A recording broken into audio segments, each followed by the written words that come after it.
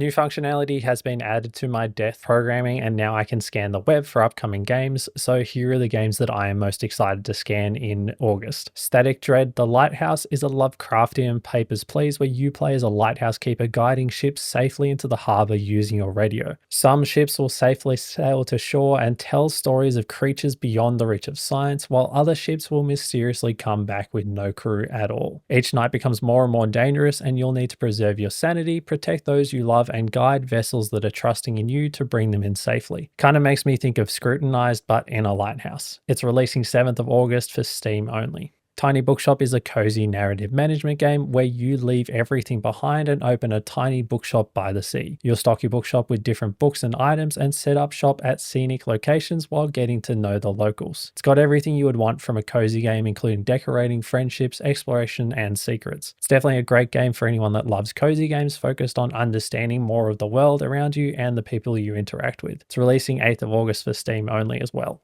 Mafia: The Old Country has you playing through the origins of organized crime in the Mafia. It's a gritty mob story set in the underworld of 1900s Sicily. You will need to fight to survive and prove your worth to the family in the immersive third-person action adventure. The game feels like a classic mob movie, so expect plenty of action, scandals, secrets, and betrayal. Definitely pick this up if you're a fan of any of the other Mafia games or just enjoy action-packed adventure games. It's releasing 8th of August for PS5, Xbox Series X and S, as well as PC. Whisper Mountain Outbreak is a new take on the co-op survivor horror genre, but mixed in with escape room style puzzles and challenges. An ancient curse has been unleashed, trapping everyone on Mount Bizik. You'll need to explore, find clues, figure out a way to escape, and survive the horrors that are trying to stop you. The style they have chosen for the game is unique, with retro 2.5D graphics and claustrophobic, dark and creepy atmospheres. This is one I'm very interested in scanning, as it looks like you'll have some interesting puzzles and customization for how you play through the game that may change how you tackle different challenges. It's releasing 11th of August to early access on Steam.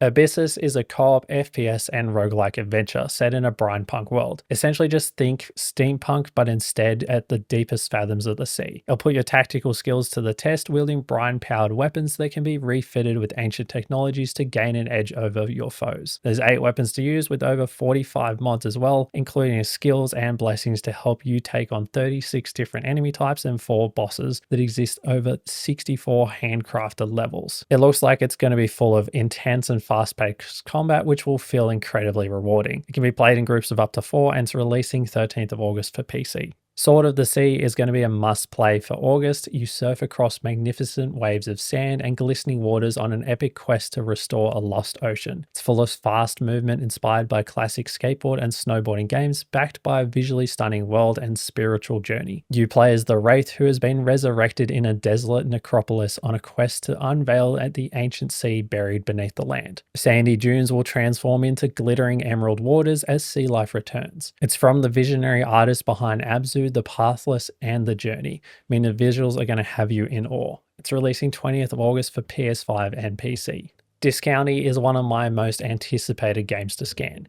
You manage your own discount supermarket as you get caught up in small town drama. You'll need to organize and plan your shop's layout as you strike lucrative deals, as you expand your aunt's business empire, as you also try to heal the broken community. It's got everything you could expect from a supermarket game, including character customization, shop design, stock management, working the checkout, negotiating trade deals, and building a relationship with the locals. Similar to Stardew Valley, you will need to make choices about whether you help the local town of Blomkest or whether you pursue endless profit. Who knows, maybe there's a way to have both. It's releasing 22nd of August for PC, PlayStation 5, Xbox Series X and S, and Nintendo Switch.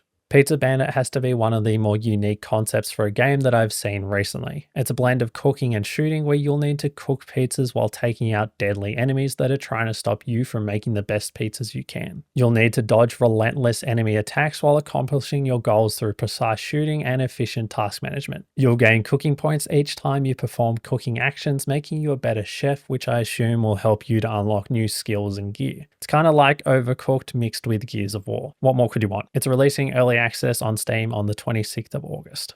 The Knightling is an open world action adventure game where you play as an aspiring knight in the search of their missing mentor. You're only armed with your legendary shield and you'll need to harness its power to become the next legendary hero. You'll utilize and upgrade your training to unleash the shield's natural defensive power to block, parry, and create openings to then leverage big attacks and combos to finish your foes.